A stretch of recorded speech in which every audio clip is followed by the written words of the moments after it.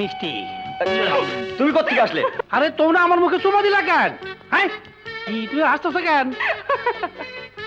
অসভ্য কোথাকার, আমাদের মাঝখানে তুমি ঢুকলে কেন?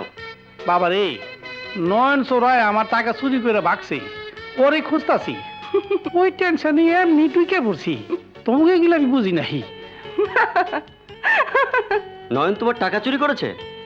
ও আসলে একটা বাজে ছেলে। দেখ না মন্ত্রী ভাগ্নি কবিতাকে কিভাবে বোকা বানায়।